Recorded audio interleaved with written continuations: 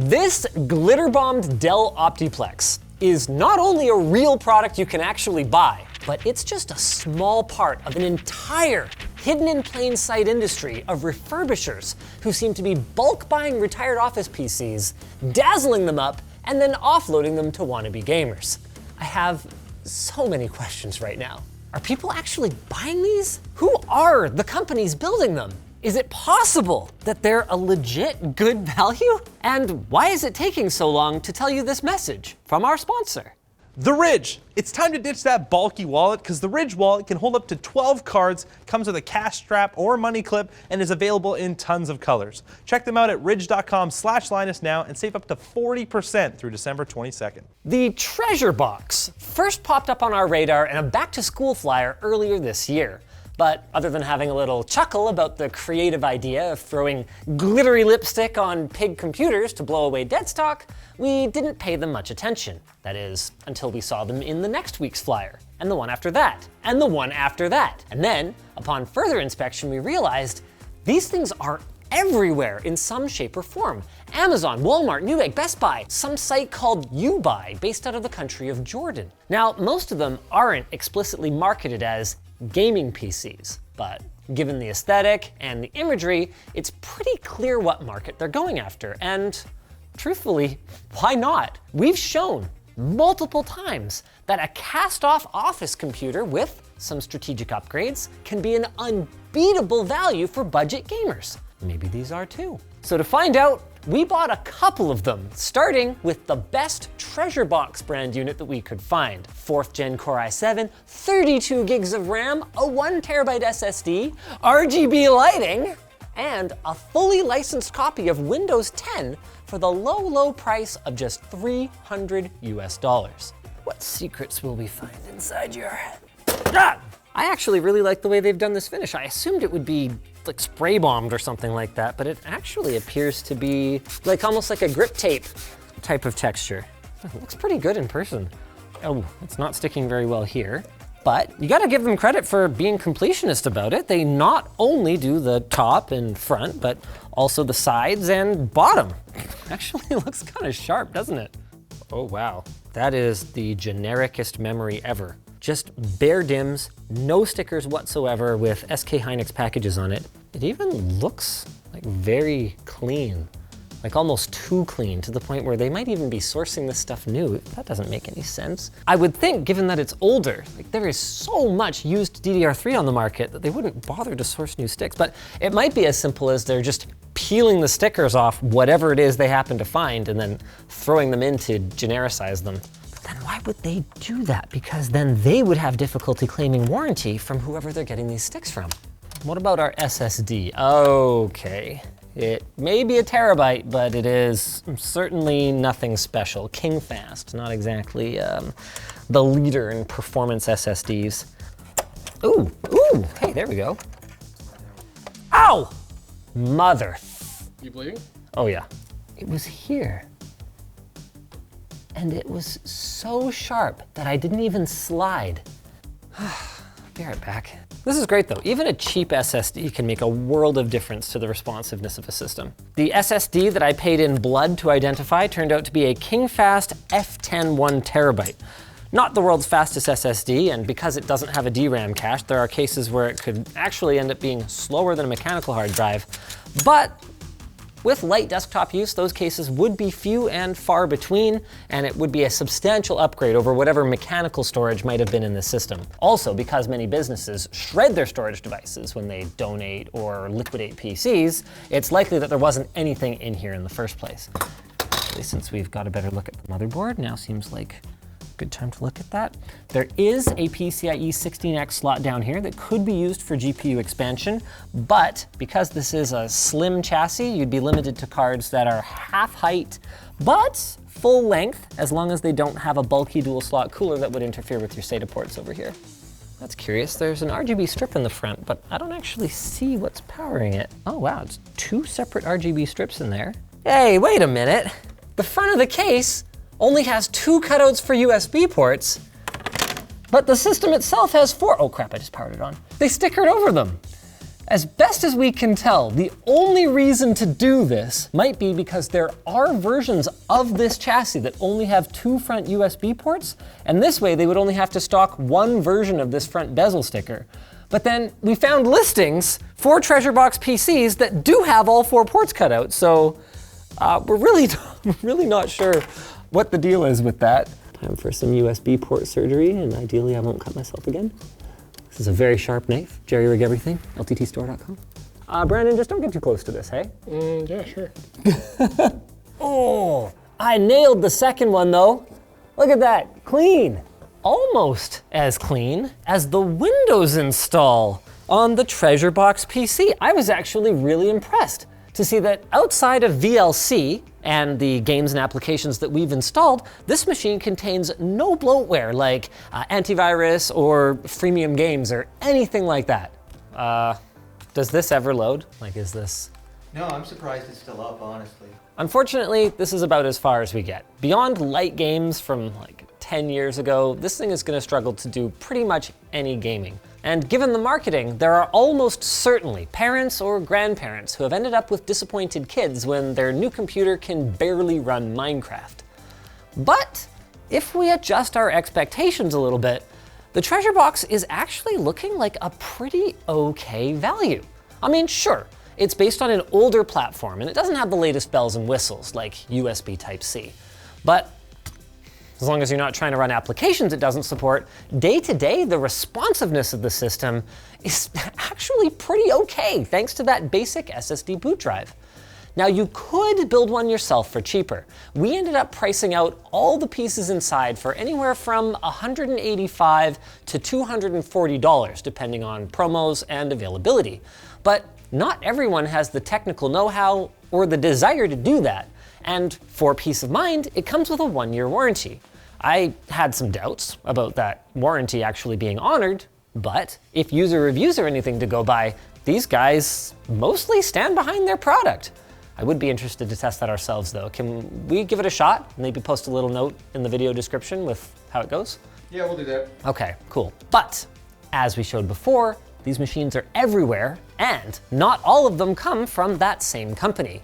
Meet the TecDale PC from TecDale. This one doesn't have a catchy name like Treasure Box, but they've certainly gussied it up a little bit. We've got this, what appears to be like a blue vinyl sticker, whatever this is. I guess we'll figure that out later. They've also added some stickers on the top. Oh, interesting. That's just to make the case look less scuffed and beat up. There's a little lip here. See, there's a sticker and you can actually see the beat up case under. I was wondering why they would bother to do that. And they've got a cutout for where the original Windows Koa went. Huh, yeah, hey, look at this side panel too. They actually vinyled the whole thing. It's just way more subtle. Maybe there's treasure anyway. Well, there's dust. It's a sort of dead skin cell treasure. Only 256 gigs, but this one was cheaper. I have never heard of Hajan. Apparently that is a house brand for TecDale. They call this the most powerful SSD. I think not. We've got not 1, not 2, but 3 different types of RAM in here. I have no idea what the meaning of these 2 X's wiped into the dust are. But we've actually got a GPU in here. A GT 1030. Not the most powerful thing in the world, but it should manage CSGO at the very least. More compact RGB controller, but oh, there's definitely RGB. Let's go ahead and fire this thing up. Not as nicely put together as the other one, but I gotta say, even if it's only a GT 1030, it's probably gonna make a pretty big difference to have a discrete GPU of some sort in here. Oh, that's cool. Look at that. RGB strip here and an infinity mirror RGB strip. Only 16 gigs of RAM this time, 3rd gen processor and only a 256 gig SSD, but we also have a 500 gig hard drive and this machine was only 300 Canadian dollars. It's not strictly advertised as a gaming PC, but it comes with this multifunctional RGB backlit gaming 3-in-1 combo. So I think it's fair to say that CSGO should probably at least launch on it. Oh, wow. I have never seen a keyboard whose RGB is controlled via remote before. There's a first time for everything. We're actually not 100% sure of the price for this one because since we ordered it, the page has completely disappeared and the guy who has the invoice isn't here right now. So you're gonna see an on-screen correction if I didn't get it right. What is this? Is this a USB thumbstick? Oh, this is a wireless dongle for what? Oh, it's Wi-Fi and Bluetooth. Yeah, there's the WPS button. Okay, that makes sense. Okay, yeah, sure, that can go in the front. Why not? Oh, that actually looks pretty cool. Not bad. And it turns out that the remote is actually for the, oh wait, for that. Oh, okay. Wow, it's all RGB.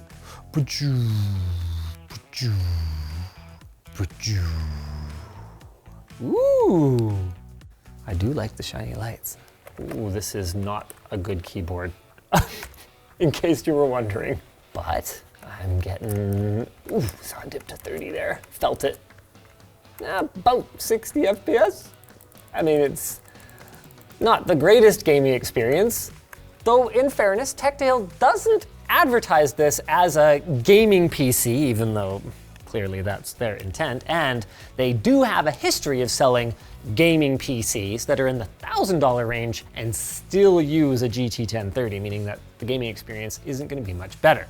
However, yet again, it's not technically a terrible price if you take into account things like the legit copy of Windows, the ease of setup, and the warranty through whatever platform you purchased it on. This one would even be able to play some games at low to medium settings without too much hassle, a fact that TecDale has included in the description without too much hyperbole. And because both of the machines we looked at are using industry standard, or at the very least, Dell standard parts, either of them can be maintained or upgraded with better GPUs down the line, turning them into surprisingly competent little gaming boxes. It's no wonder these things are so popular. But we still haven't answered the biggest question. Where are these things all coming from? China? India? No, Toronto, Ontario, Canada.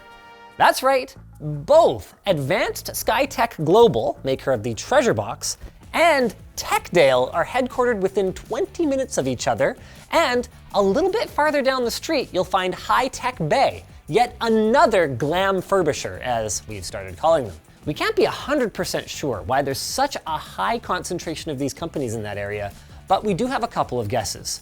First up is that Toronto, and its surrounding suburbs, is the business capital of Canada. So the regular supply of machines like this likely greatly outstrips the local demand, meaning that they can easily export them to other regions.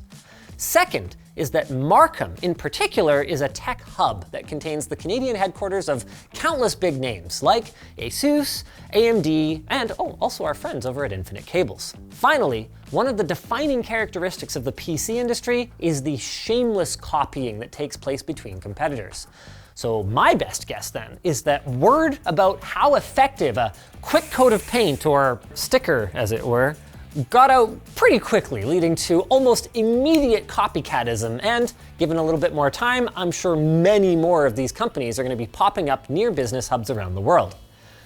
As an advocate for keeping e-waste out of landfills, I'm actually pretty happy to see these machines finding their ways to new homes.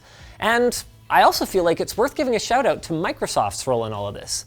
Every one of these companies claims some form of legitimacy by being part of the Microsoft Authorized Refurbisher program. Skytech and High Tech Bay are both listed on Microsoft's website, and TecDale, we think, is probably purchasing these licenses from a Microsoft Authorized Refurbisher member, which makes them legit. Now, none of that means that these guys won't take your money and run when it comes warranty time, but overall, it seems like there's a fair number of happy customers out there, and like I said before, I think that's a really good thing.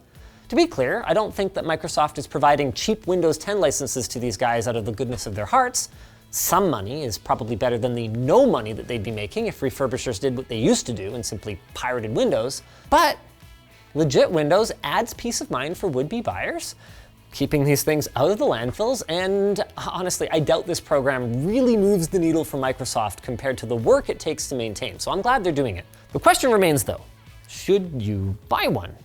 Well, this is Linus Tech Tips, so Obviously, our first choice would be to cobble something together ourselves from hand-picked used parts.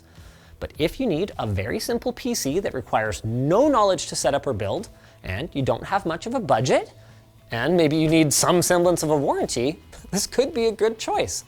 I would at least consider the extra $100 for something brand new like this unit from HP, even if it's just to ensure that I'll have support for future Windows updates. But Windows 10 still got a lot of life left in it. And in this price range, an extra $100 is a lot of money that could have been used for a GPU upgrade. I was expecting to dunk on these things for the somewhat misleading marketing and general cringiness of them. But given that they've basically just commercialized what we've been advocating for years, I guess I can't go too hard on them. At least not as hard as I go segueing to our sponsor. Vessi. Do you ever struggle to figure out what to wear in unpredictable weather? Well, Vessi says their shoes are 100% waterproof, keeping your feet dry in the wettest of weather. Their lightweight and easy to pack sneakers offer you reassurance when the snow and rain start coming down. Putting them on and taking them off is super easy, and their shoes are made from cruelty-free products, right down to the glue. And whether it's a rainy city or a rocky trail, the herringbone tread design is there to help stop you from slipping around. So treat your feet with Vessi footwear and save $25 with our offer code LinusTechTips at vessi.com/LinusTechTips. If you guys enjoyed this video, you might enjoy some of the more detailed guides we've done on how to find and buy a cheap workstation on eBay and turn it into a sleeper gaming monster.